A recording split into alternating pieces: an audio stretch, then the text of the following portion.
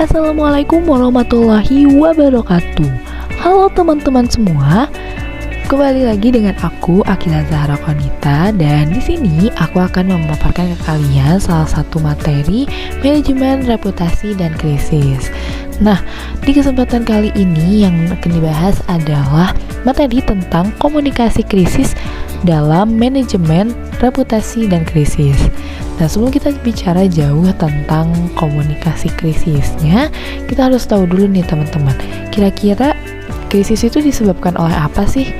Nah, jadi krisis itu adalah sesuatu yang dapat terjadi karena adanya keterbatasan manusia dalam mengatasi tuntutan lingkungan atau kegagalan teknologi tinggi. Contoh nih, ketika pabrik yang tidak menyalurkan limbahnya dengan tepat dapat mengakibatkan pencemaran, menimbulkan penyakit, menyebabkan kerusakan, dan banyak hal lainnya. Nah, hal-hal itu bisa dikategorikan sebagai krisis atau kondisi ketika perusahaan mengambil keputusan yang dianggap merugikan atau memunculkan opini publik yang negatif dan menimbulkan pemogokan massal misalkan. Nah, itu juga sama dapat digolongkan dalam kriteria krisis. Nah, dari berbagai macam krisis yang terjadi, krisis itu dibagi menjadi dua macam, yaitu krisis dengan kemungkinan yang dapat diperhitungkan dan yang tidak dapat diperhitungkan.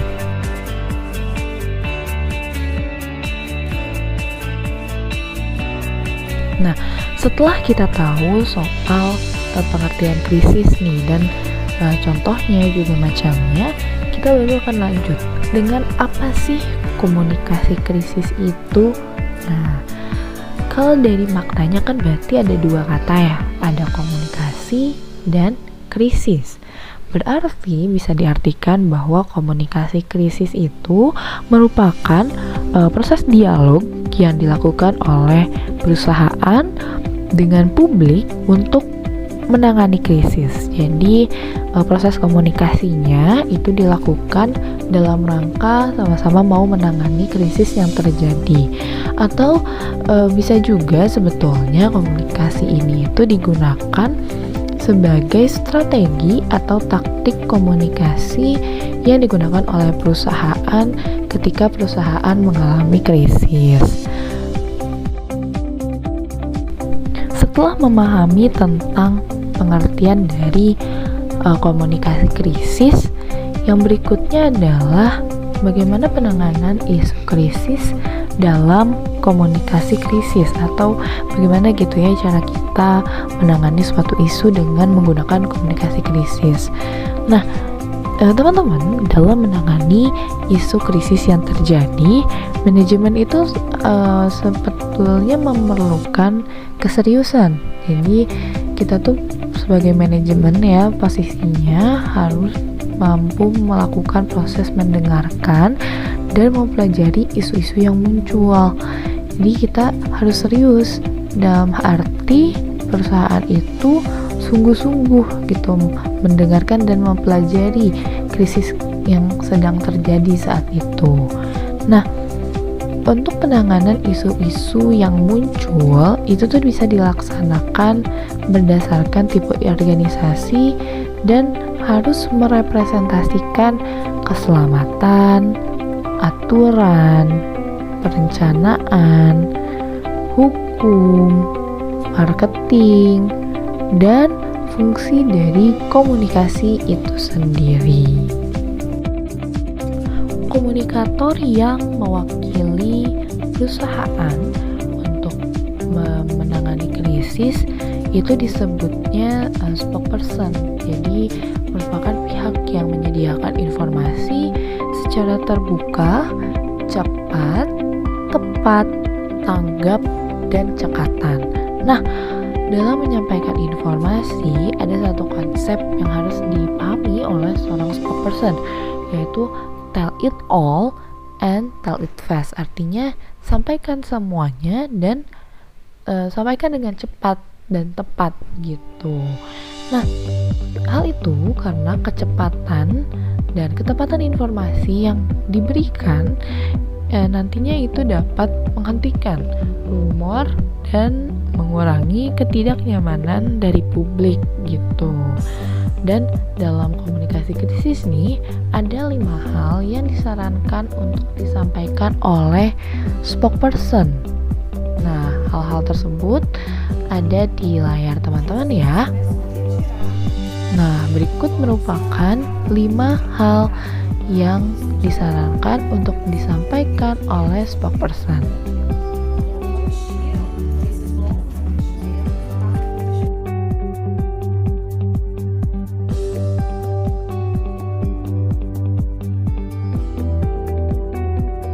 Dalam hal ini, dalam video kali ini, kita sedang berbicara tentang komunikasi krisis dalam manajemen reputasi dan krisis. Nah, tentunya kita akan bicara tentang bagaimana penanganan komunikasi krisis melalui manajemen krisis dan efektivitas tim yang dapat dilakukan.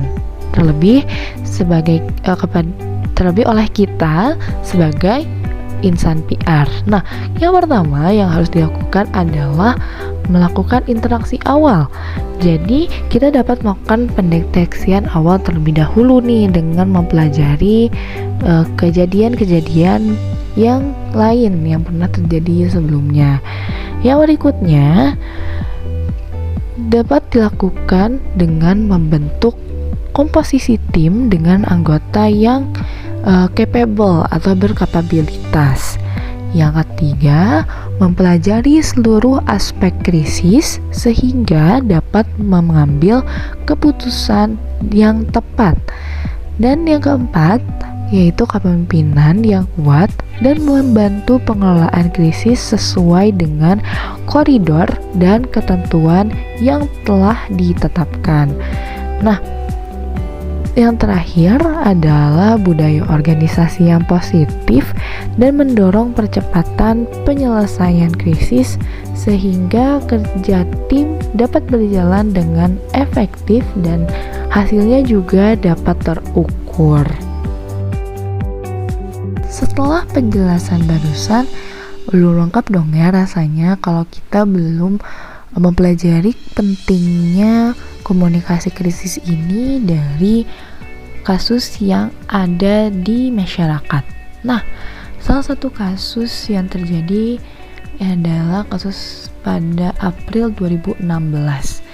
Jadi, pada April 2016, PT Sriboga Ratu Raya yang membawahi Marugame Udon dan Pizza Hut Tbk itu tersandung kasus tepung yang mengalami perpanjangan masa kadaluarsa.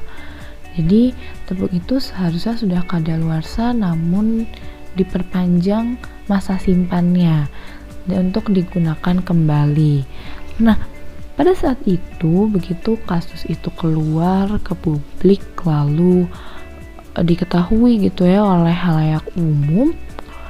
Nah, PT Sriboga Ratu Raya ini tidak memiliki komunikasi krisis atau manajemen dalam menangani hal tersebut dengan baik. Nah, bagaimana bisa mengetahui hal tersebut? Karena dalam kasus itu banyak sekali pemangku kepentingan yang memberikan pendapat mereka, mulai dari direktur, manajer, lalu bagian-bagian yang lain gitu ya, semua pimpinan-pimpinannya turut memberikan pendapat mereka atas hal tersebut. Jadi ketika wartawan mereka menyebutkan memberikan respon masing-masing. Nah, ketidakadaannya spokesperson itu akhirnya menjadi menimbulkan opini publik terhadap PT Sriboga Ratu Raya karena respon yang diberikan oleh masing-masing pemangku kepentingan ini itu tidak sama. Ada yang mengafirmasi bahwa betul ada perpanjangan masa simpan tepung, ada yang kemudian langsung menolak secara tegas bahwa PT Sri Bogaraturaaya gitu, pada Pizza Hut itu tidak pernah menyimpan tepung dengan yang sudah kadaluarsa gitu, atau pernah melakukan perpanjangan masa simpan, dan ya berbagai pernyataan-pernyataan lain yang pada akhirnya saling bertabrakan. Nah, itulah kenapa di sini penting sekali sebuah perusahaan untuk menentukan komunikator atau spokesperson yang menyediakan informasi. Jadi, perusahaan tetap dapat memenuhi kebutuhan informasi publik, tapi tetap informasi yang keluar dari perusahaan adalah informasi yang tepat gitu, dan seluruhnya seragam. Nah, kalau dalam hal ini kan PT Sri Bogaraturaaya itu adalah induk perusahaan dari Marugame Udon dan Pizza Hut. Jadi bisa nih nantinya mungkin pernyataan dari Marugame Udon dan dari Pizza Hut ini mungkin diwakilkan oleh PT Sri Bogaraturaaya, namun mengatasnamakan dua waralaba tersebut gitu. Jadi nantinya seluruh pernyataan yang keluar itu tidak terlalu banyak, hanya satu sumber saja, tetapi dapat memenuhi itu tadi, kebutuhan masyarakat terhadap isu krisis, kebutuhan rasa penasaran masyarakat ya terhadap isu krisis yang terjadi.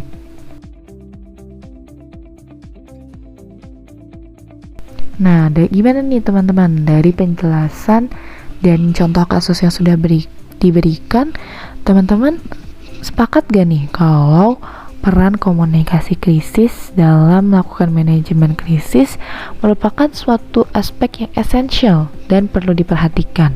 Nah, kalau teman-teman setuju boleh kasih komen ya di kolom komen di bawah. Nah, sekian aja video pembahasan pada kali ini, semoga dapat bermanfaat. Sampai jumpa dan dadah. Wassalamualaikum warahmatullahi wabarakatuh.